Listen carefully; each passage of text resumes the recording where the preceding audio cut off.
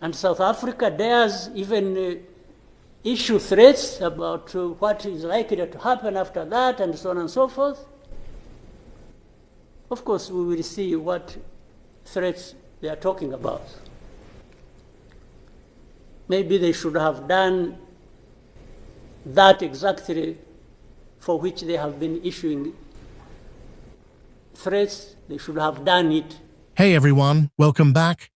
We're diving into some serious international news involving Rwanda and South Africa. If you're new here, hit that subscribe button for more updates. Let's get into it. On January 29th, 2025, Rwandan President Paul Kagame made headlines by stating that Rwanda is prepared for confrontations with South Africa if necessary. For the last 2 days, on Monday and today this morning, I spoke with the President of South Africa, who sought me out to speak with me on this matter because of their involvement in Eastern Congo. And he's also there pretending to be playing a peacemaker role. And he has a force that has been fighting alongside FDLR and has been fighting the M23 on the instructions of Tshisekedi, because these are people who are not supposed to be in Congo, that these are from Rwanda, or the M23 are not Rwandans, please.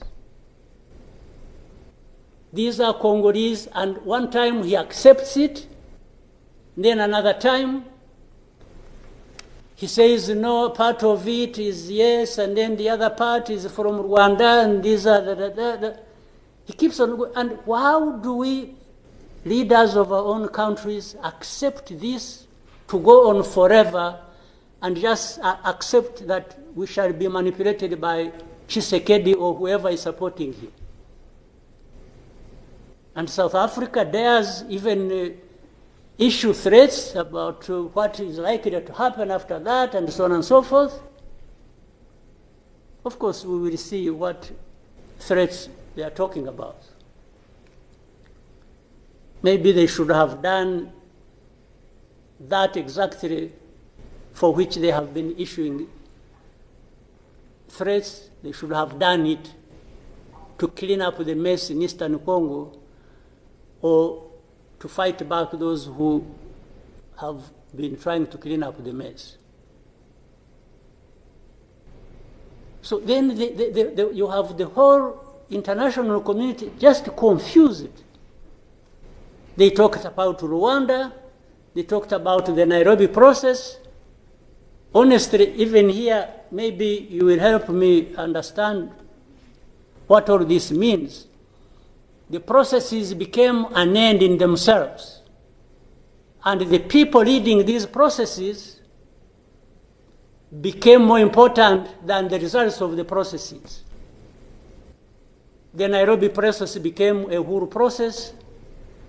Then the Rwanda process, it's like you can't say anything that will displease President Lorenzo. Definitely, this does not help deal with such a serious matters as we are faced with today. This statement comes after South African President Cyril Ramaphosa accused Rwanda of supporting M23 rebels in the Democratic Republic of Congo, which led to the deaths of several South African soldiers. This has escalated tensions between the two countries, which have historically had a rocky relationship, particularly over issues in the DRC.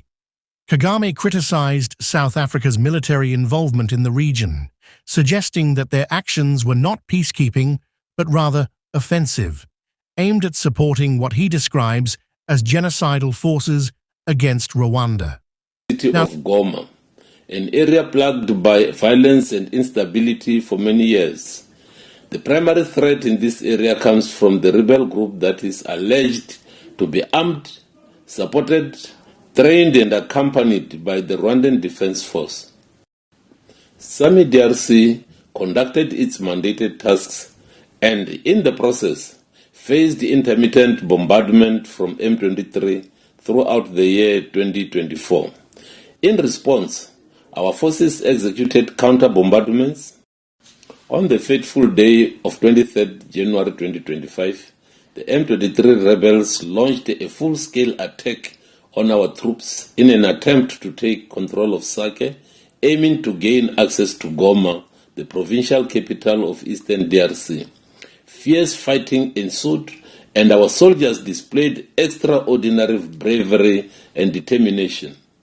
They successfully halted the M23 advancement and pushed them back, preventing the rebels from achieving their objective. However, this decisive pushback at Sake came at a great cost, resulting in the loss of 13 of our gallant fighters. Regrettably, on Monday, the 27th January 2025, several long-range mortar bombs were launched towards Goma Airport, with some landing in the South African National Defence Force base, leading to the loss of 3 additional South African National Defence Force soldiers. The families of the fallen heroes have already been notified, and plans are underway to repatriate the remains of our gallant soldiers back home to South Africa. Meanwhile, M23 reported suffering heavy personnel losses and subsequently requested SAMI DRC to hold fire so they could recover the bodies of their fallen members around Sake. We consented to this request.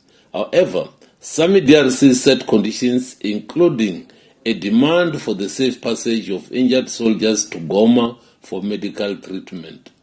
The South African National Defence Force, as part of SAMI DRC, remains steadfast in supporting all peace-building efforts aimed at addressing the escalating violence, finding peaceful resolution to the conflict, and averting a humanitarian crisis.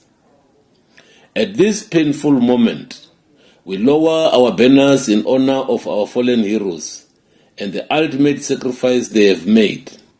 Their bravery in the face of danger has protected countless lives and upheld the values of peace and security that... Now let's break down the context.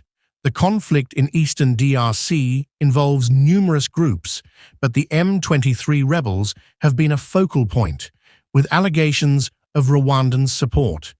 South Africa's military presence there under the SADC mission has been to counter these forces, but Kagame disputes the narrative and accuses South Africa of distortion in their public statements. To understand this better, we have to look at the historical tensions. There's been a long-standing tension between Rwanda and South Africa, especially concerning the activities of Rwandan dissidents in South Africa and accusations of political assassinations. Recent developments. The recent flare-up involves the DRC, where both nations have interests. South Africa's SAMI-DRC mission aims to stabilize the region, whereas Rwanda has its concerns about security threats posed by groups like the FDLR, which they claim are supported by the DRC government. The international community watches closely, as any escalation could lead to broader conflict in the region, affecting not just these two countries, but the stability of Central Africa. What's your take on this? Do you think this tension will lead to further conflict, or can diplomacy prevail? Leave your thoughts in the comments below, and remember, these are complex issues with deep historical roots. Stay informed, stay engaged, and don't forget to like and subscribe for more content like this. Catch you in the next video. Until then, keep your eyes on the world. Peace out.